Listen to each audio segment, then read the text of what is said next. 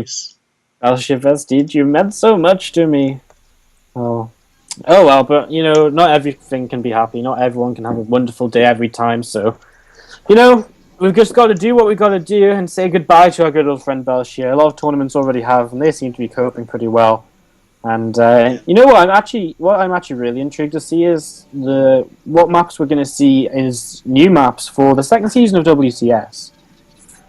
Because you know, this season we saw Altazim and Daedalus Point made by Blizzard. And we obviously, and Heavy Rain as well, and we also saw the introduction of Habitation Station made by the community, but I'm quite intrigued to see which maps will be going. I get the feeling Altazim and Daedalus will probably go.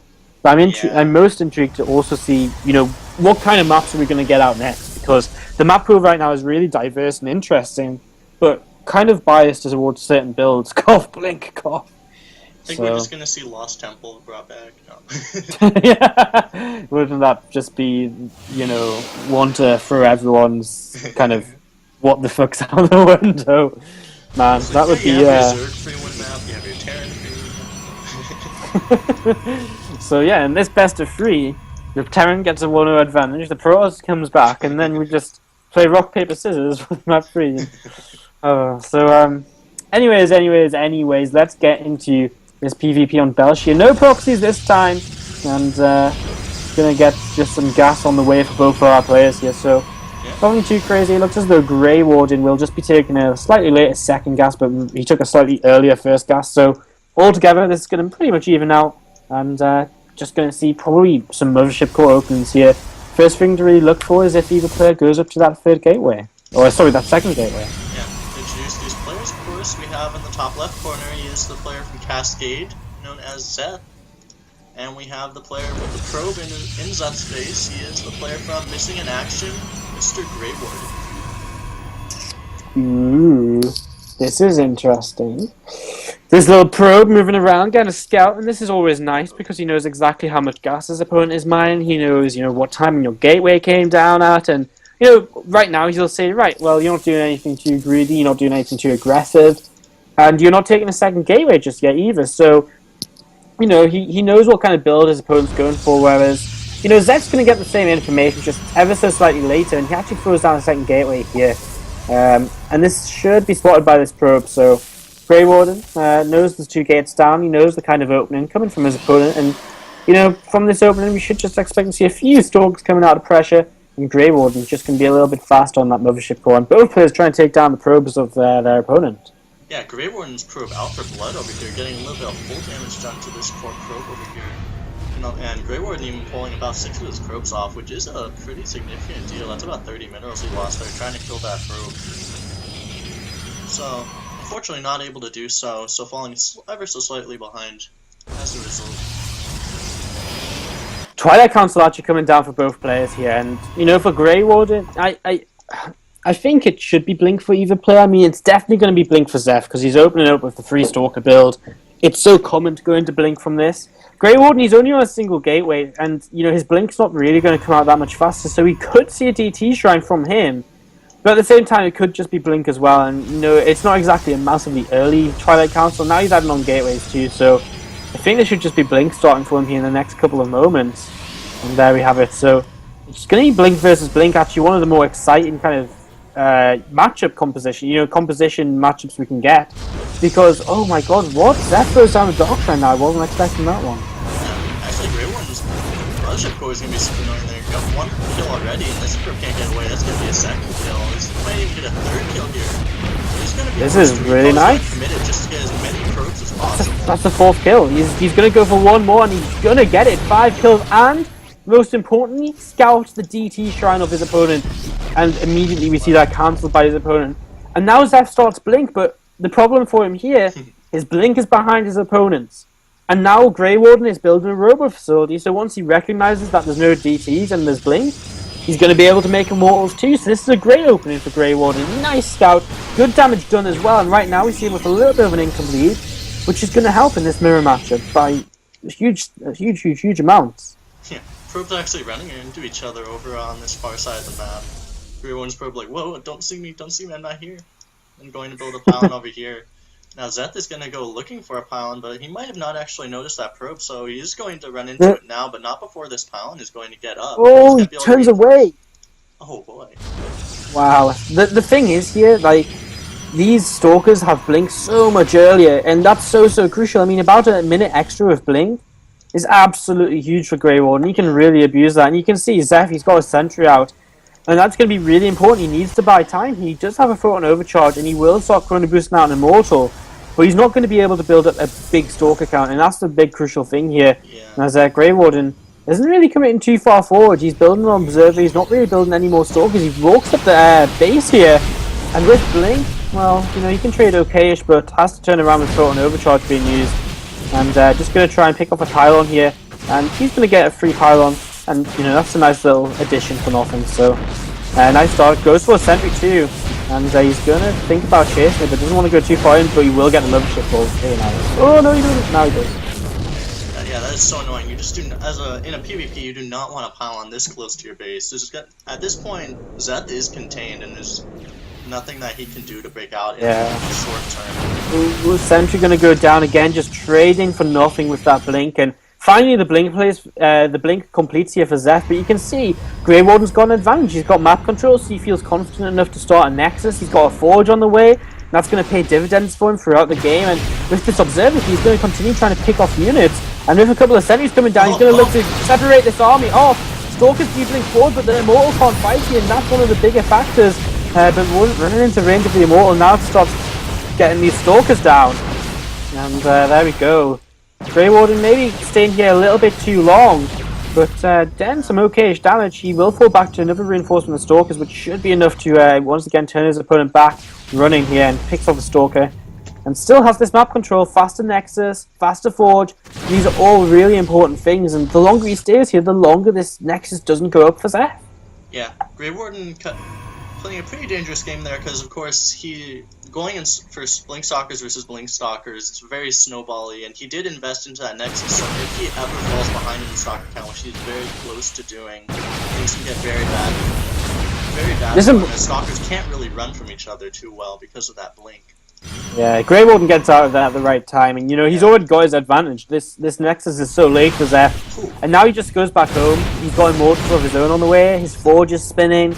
You know, he's in such a huge lead here. What's the worker counts at? Worker counts are actually even, but of course, by the time that Nexus does complete for Zeth, GrayWarden will have a few workers extra, and you know, most importantly, he's going to get the gas mining from there a little bit faster too. So this is really nice for him. Finally coming back home with all of his Stalkers, and well, this is the kind of turnaround missing in action really needed. They needed GrayWarden to come in here strong and look as though he has the potential to win this game, because if he doesn't, you know, then they're 3-0 down, and against a team like Cascade, we've seen them through the whole season be so strong and scary. You know, against a team like Cascade, you don't want to try and come back from 3-0 down, because it's most likely not going to happen. Yeah, the really big thing right now for GrayWarden is that he has this Stalker at the Watchtower. He's been able to see that Zeth is not moving out.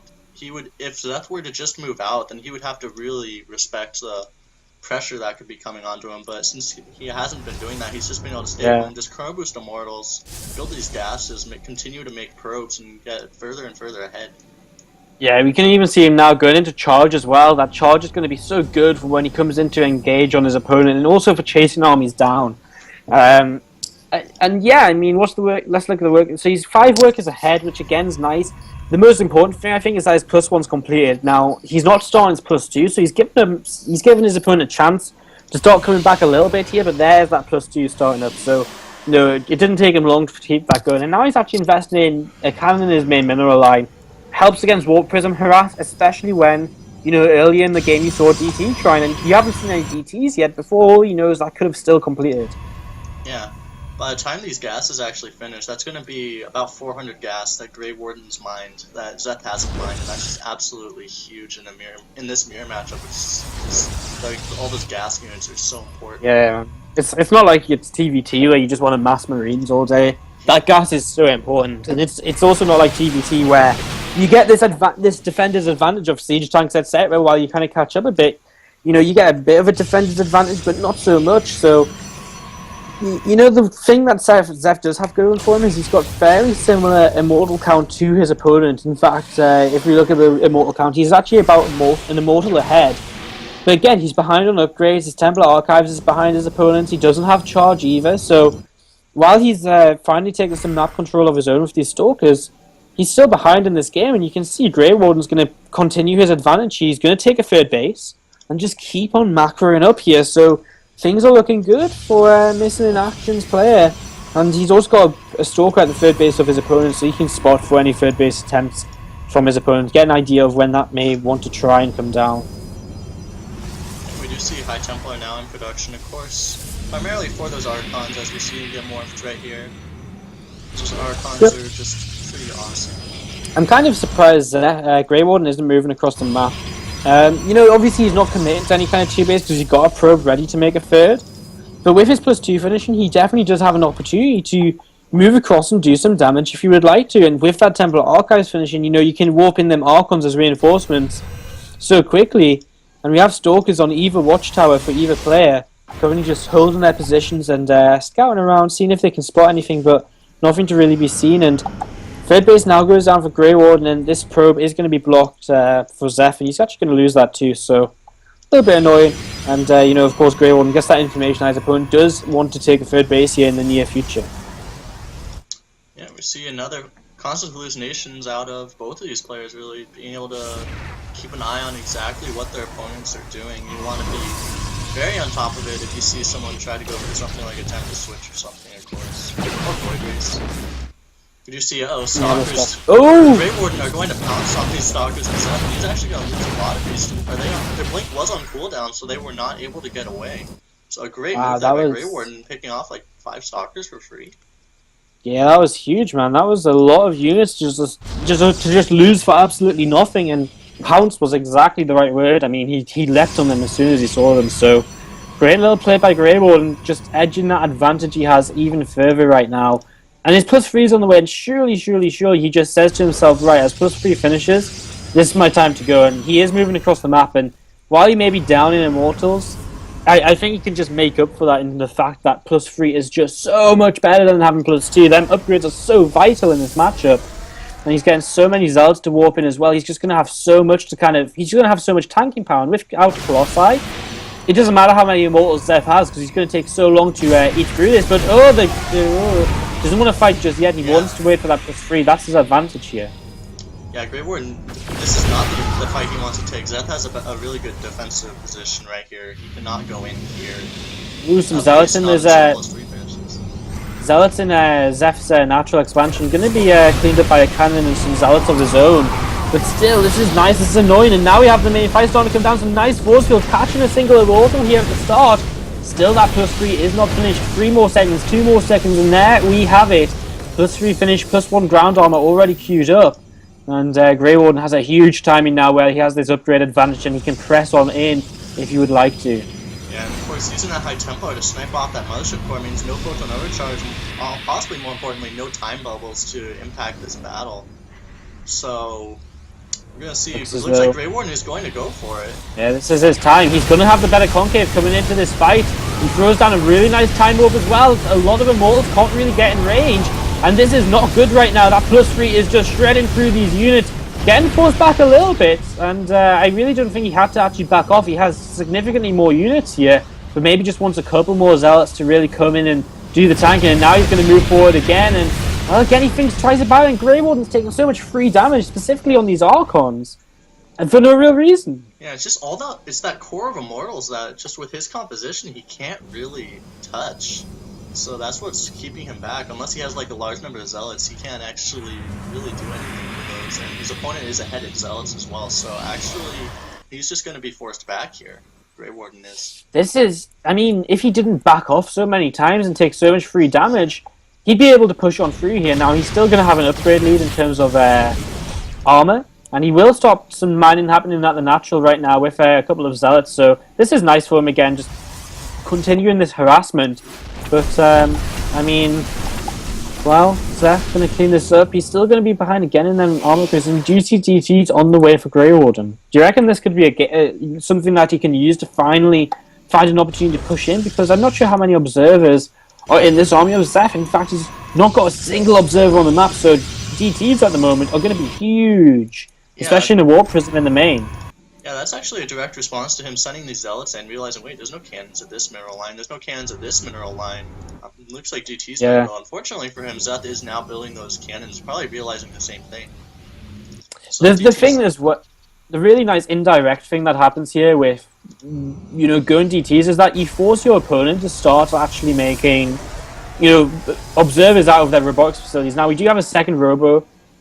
Sorry, that's on the other side of the map. So, I mean, Zeth, he's going to have his robo facility used up here. We do see himself going for Dark Shrine. There is a couple of cannons in the main base. But, you know, 3 DTs are going to absolutely rip them to shreds in just seconds here. So, that's not going to be... Ooh, wow. Zeth with a really fast response to this, though. And warps in very quickly. But a lot of Zealots warping in. Put GrayWarden a huge attack in his main base and forces an entire recall out of his opponent. Yeah. Unfortunately, he did reveal those DTs there, which means that we would expect that Zeth will get an observer with his main army. One of the nice things, of course, about DTs is if... Ooh, this 4 Archon stuff. Anyway, if you can get an engagement where your opponent doesn't have an observer with his army, of course, you kill that militia before you can't recall, and then those DTs will take a lot of swipes before the army can run away. But now that won't be possible, unfortunately.